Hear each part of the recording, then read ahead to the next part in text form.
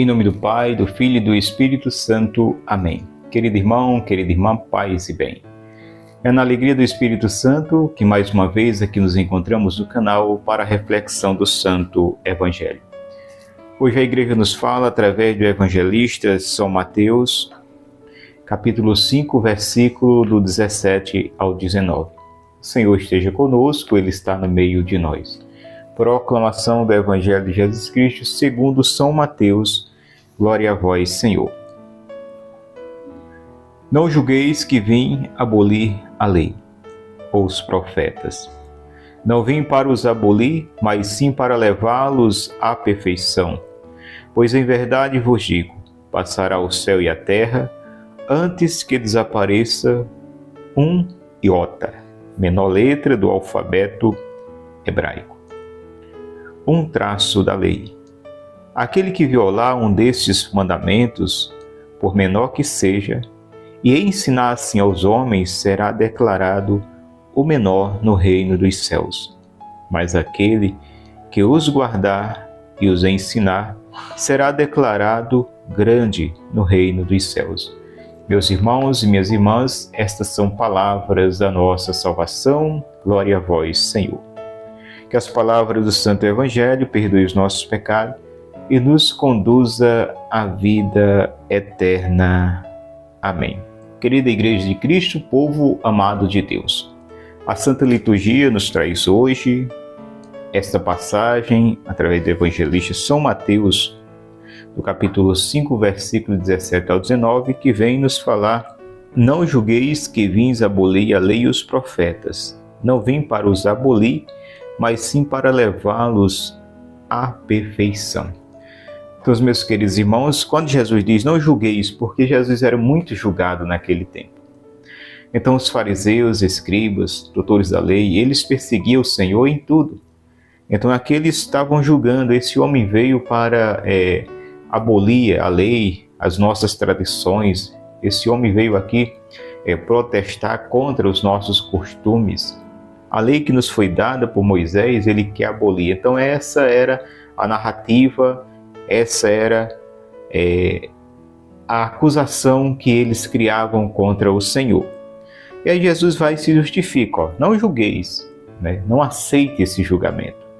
Ou não venham aderir a esse julgamento dos meus opositores, dos meus perseguidores, que tinham uma motivação bem clara. Hoje a gente fica bem claro para nós. Talvez naquele tempo, algumas pessoas que foram contagiadas por o fermento dos fariseus não tinham essa clara evidência que hoje nós temos, a motivação da perseguição ao Cristo. Meramente inveja, né? A palavra diz que Jesus foi entregue por inveja, foi traído por inveja. Então a motivação foi inveja. Não julgueis que vim abolir. Jesus, eu não vim abolir. Eu não vim desfazer nada que o meu Pai fez. É isso que o Senhor está nos dizendo. Não julgueis que vim abolir a lei ou os profetas. Não vim para os abolir, mas sim para levá-los à perfeição. Meus queridos irmãos e irmãs, existe uma grande diferença em ter medo e temor. E aqui essa lei, ela foi criando em algumas pessoas medo de Deus. E Jesus não quer que nós façamos algo que agrada seu coração ou que nós nos tornemos assim adeptos e seguidores dos seus ensinamentos por medo, mas sim pelo amor. Aperfeiçoar a lei é levar o amor ao cumprimento da lei. Então aí onde entra o temor. O medo tem que dar lugar ao temor. É totalmente diferente. Medo implica castigo,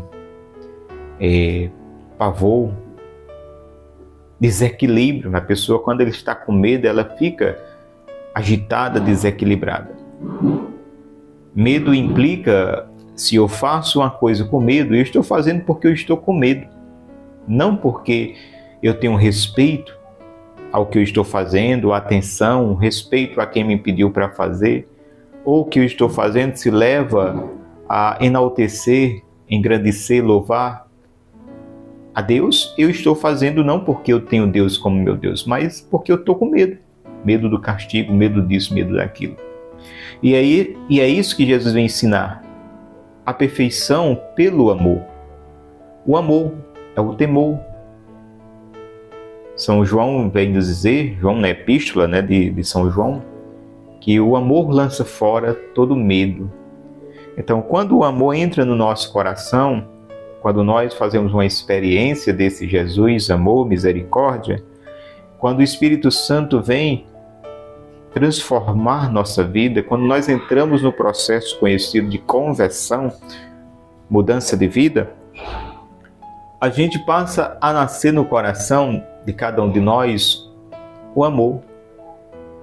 E o amor gera o temor, ou seja, eu amo tanto meu Senhor que eu tenho temor de ofendê-lo. Eu não quero magoá-lo, eu não quero fazer o que desagrada ao meu amado. Não julgueis que vim abolir a lei. Então o Senhor disse, não vim abolir a lei, mas eu vim dar um aperfeiçoamento. Eu vim aperfeiçoá-la, levá-la à perfeição. E que essa perfeição é o amor. Então tudo que a gente for fazer para com o Senhor, façamos com amor no coração e por amor. E já que aproveito, abrindo aqui um parênteses, que essas orações que você recebe, que implica medo, ou você faz, ou então vai morrer uma pessoa de sua família, ou você faz, ou vai acontecer isso e isso, desconsidere, jogue fora. Fecha parênteses. Então, meus irmãos, não devemos ir fazer as coisas para Deus por medo. Não, Deus não quer isso. Deus não quer que ninguém tenha medo dele. Imagina você, pai de família, você chegar em sua casa e quando dizer assim, chegou, eita, meu pai chegou, e aí todo mundo se quieta, fica em silêncio e aquela coisa, por medo, o pai chega, é como fosse um bicho, os filhos mudam toda a sua liberdade que tem dentro de casa. Não, isso não é ter autoridade, isso não é ter assim, o seu papel de pai sendo assim visto pelos filhos, não, medo. Não podemos ter medo dos nossos pais, mas sim temor. Olha, o papai chegou, ele não gosta disso, vamos mudar aqui a brincadeira, mas continua a naturalidade. Isso, sim, um respeito, um temor. Mas os nossos filhos precisam ter essa liberdade dentro de casa, de brincar, de correr e tudo. E quando a gente dizer, meu filho, olha, para essa brincadeira, muda essa brincadeira para outra, que eles os façam, mas não com aquele medo, aquele pânico de ficar mudo, de ficar assim paralisado, de ficar assim tremendo. Não. Antigamente se tinha muito isso. Os nossos pais, antigamente, os antigos, nossos avós, bisavós, tinham uma lei muito dura, muito dura mesmo. Eu não digo que se afrouxe para que se vire bagunça, mas também que não se arroche tanto para que cede ser uma repreensão, até mesmo umas palmadas, caracterizar até um espancamento pelo um açoite, como se estivesse batendo num bicho bruto. E por aí. Nem os animais merecem tais tratamentos, quanto mais um ser humano. Então, amor. Amor é a medida que o Senhor vem nos ensinar. Eu venho dar o pleno cumprimento desta lei. Observe. Então, o amor. Então, Jesus, ele faz tudo com amor e por amor. E aqui ele diz aos seus acusadores, não julgueis que vim abolir a lei. Ou os profetas, não vim para os abolir, mas sim para levá-los à perfeição. Então, queres ser perfeito no teu serviço a Deus? Aqui está a receita. Faça tudo com amor. Ah, mas eu queria fazer grandes coisas. Não. Não se preocupe em fazer grandes coisas. Se preocupe em fazer o que te foi confiado com amor. Não faça por outra motivação a não ser amor. Não faça por fama, não faça porque a comunidade vai te exaltar, não faça por nenhuma dessas vias. Faça com amor no coração. Meu coração tem amor ao que eu faço para o meu Senhor. E aí sim, nós teremos a recompensa que o Senhor nos promete.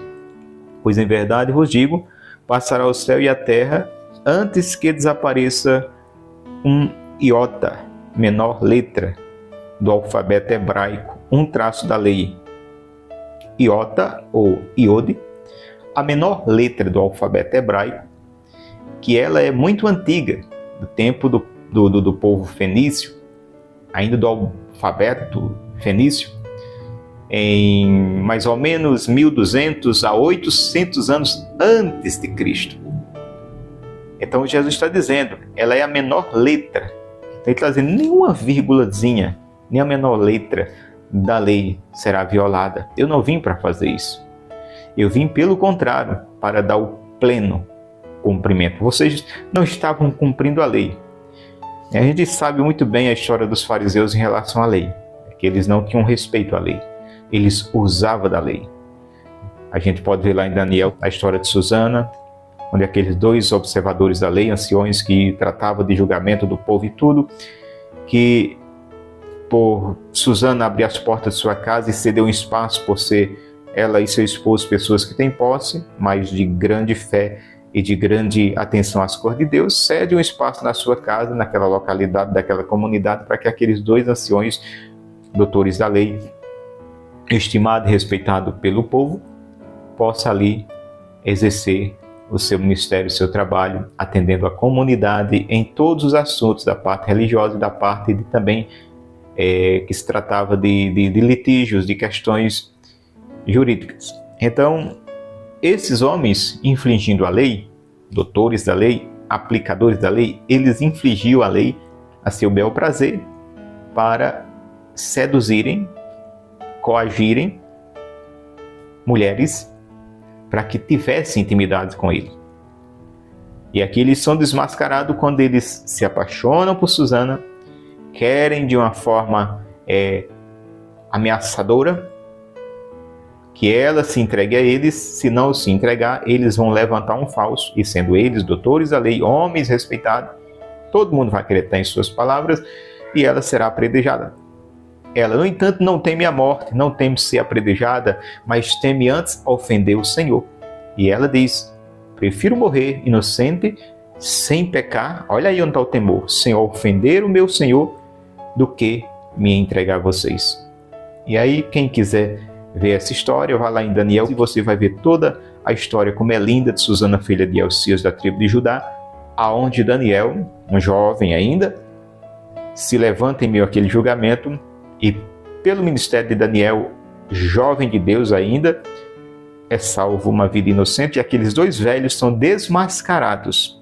E, consequentemente, a pena que eles queriam aplicar na Susana, que era apredejamento, a lei diz que, se provado que é um inocente que estava no banco dos réus, aquela lei que deveria ser aplicada naquele inocente, ela revira para cima dos seus acusadores.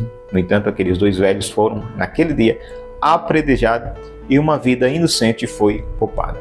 Então, veja aí, meus irmãos, que eles não tinham atenção à lei, eles usavam da lei.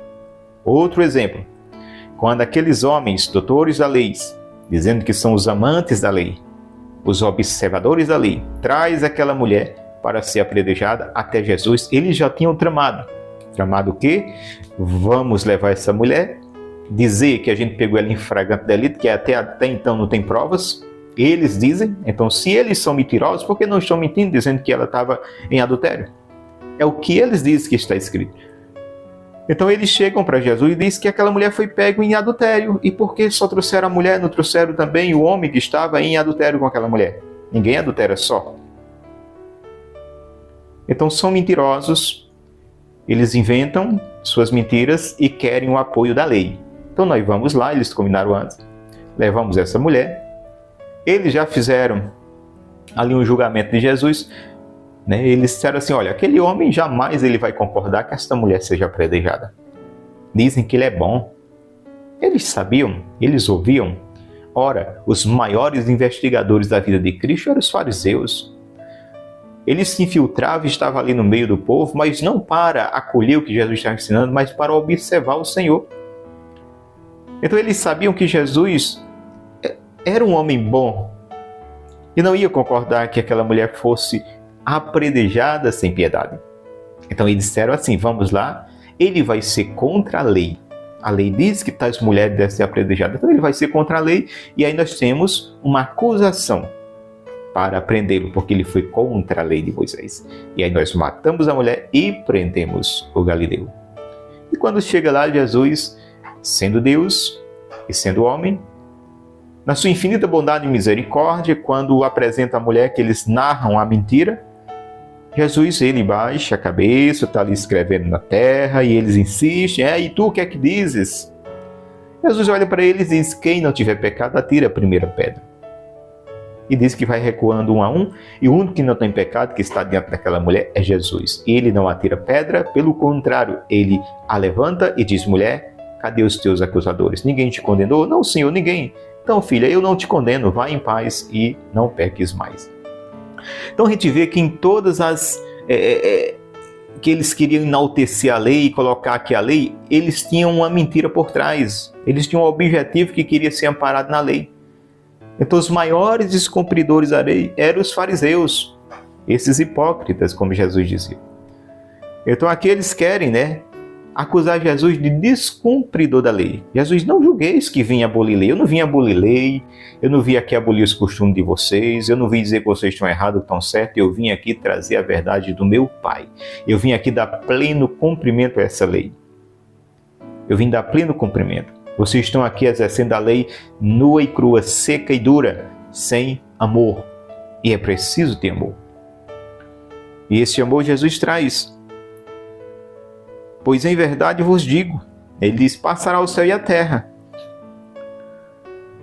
antes que desapareça um iota, menor letra do alfabeto hebraico, ou iod, um traço da lei. Como disse, essa lei, esse alfabeto, essa letra que Jesus cita aqui, lá do tempo do alfabeto fenício, 1.200, 800 anos antes mesmo de Cristo. Então Jesus diz aqui, não, eu não vim abolir lei. Eu conheço a lei. Eu sei de onde essa lei veio. Veio do meu Pai. Meu Pai deu essa lei.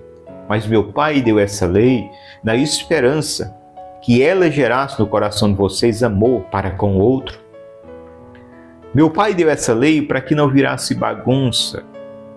Mas meu Pai esperava que nascesse em corações, porque vocês têm corações, não é pedra, mas parece que é pedra, amor, misericórdia.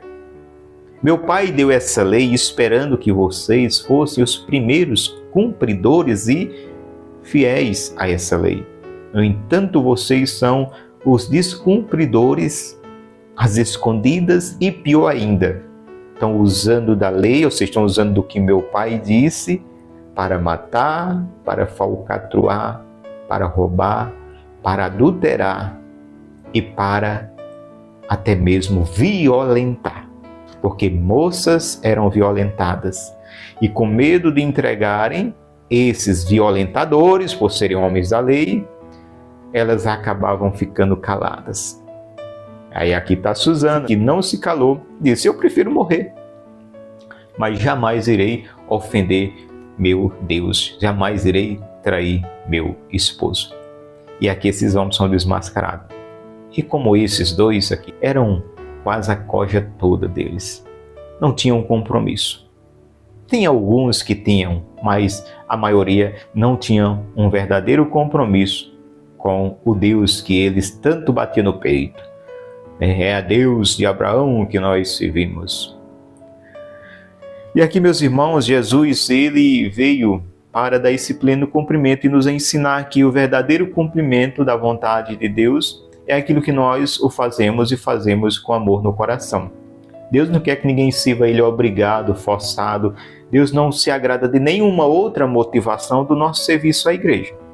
Eu estou servindo na pastoral no movimento e a motivação não é o amor primeiramente a Deus, amor que aquele trabalho chegue ao coração de alguma pessoa, que alguma pessoa se converta, que alguma pessoa venha se engajar na igreja, tenha a sua vida impactada e transformada pela graça dos sacramentos. Se essa não é a minha visão, então em vão eu estou servindo. em vão eu estou ali fazendo o meu trabalho. Se é outras motivações, porque surgem outras motivações, como surgiu na vida dos fariseus, aí, meu irmão, minha irmã, podemos até ser reconhecidos nesse mundo, mas não diante de Deus. E aqui ele continua: aquele que violar um desses mandamentos, por menor que seja, e ensinar assim aos homens, será declarado o menor no reino dos céus. Mas aquele que os guardar e os ensinar será declarado grande no reino dos céus. Então aqui fechamos com esse último versículo do Evangelho de hoje. Fechamos. Aqui Jesus ele já nos fala tudo. Que nós devemos nos preocupar com o céu, não com a terra. Qual o sentido? Vamos lá de novo. Digo-vos, pois, 19. Aquele que violar um desses mandamentos, por menor que seja, e ensinar assim aos homens, será declarado menor no reino dos céus. Então, nós temos que nos preocupar com o reino dos céus. Não é aqui na terra que eu digo o sentido da gente, às vezes, fazer o nosso trabalho aqui nos preocupando com a opinião pública, com a popularidade, com o reconhecimento humano. Aquele grupo não me reconheceu, eu vou me afastar. Eu fui ali naquele grupo, ninguém me deu atenção, eu vou me afastar. Não, nós não estamos buscando reconhecimento humano. Nós estamos ali por Cristo. Nós estamos ali nos pautando no que o céu tem para nos dar, no que o céu observa. E quando eu falo céu, os olhos de Deus que observa lá de cima, como Ele nos observa, como Ele nos vê. Então essa deve ser a nossa preocupação primeira. O resto é consequência.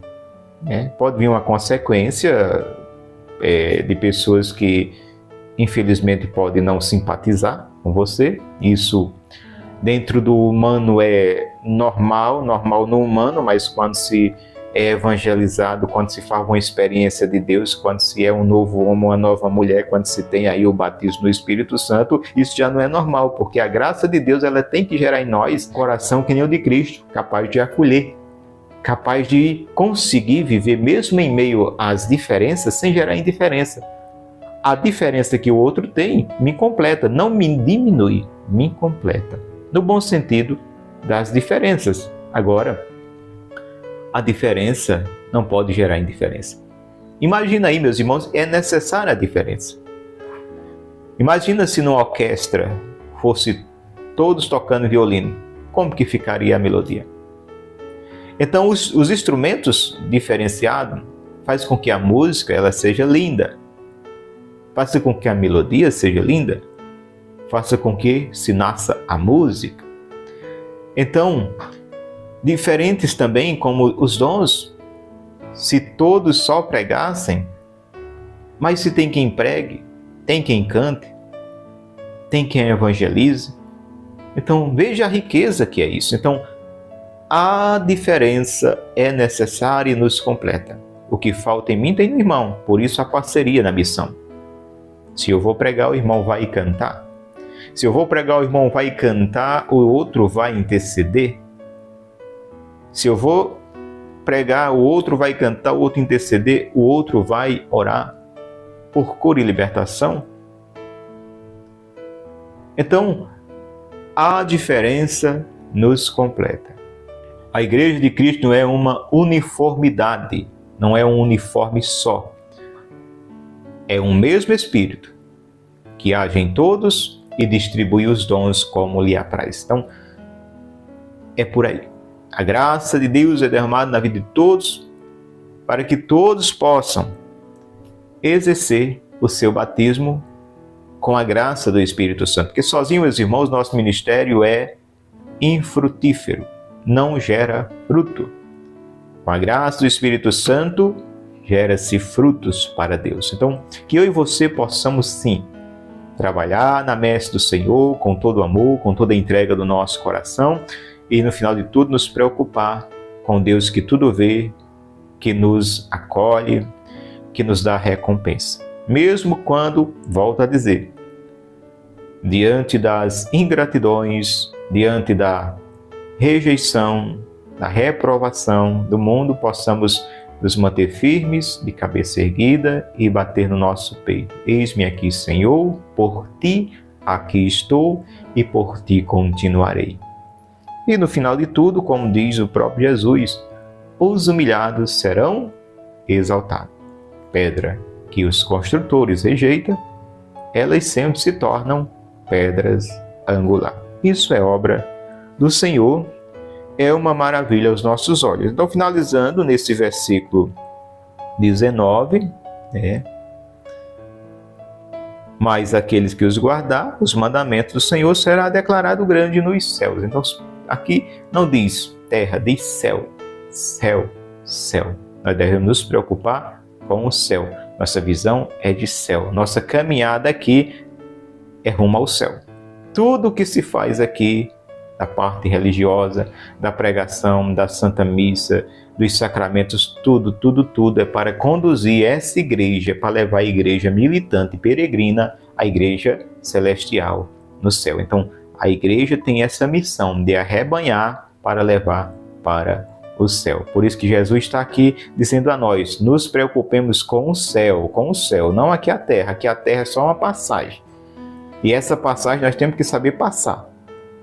Passar na graça de Deus, passar no amor, passar observando as leis, que nós temos ainda hoje as leis na igreja, mas não uma lei que nós possamos levá-la como fariseus, mas uma lei como Jesus obedeceu, com amor, dando pleno cumprimento com a sua própria vida, não só as palavras, inclinada, entregue àqueles ensinamentos que o seu Pai deixou.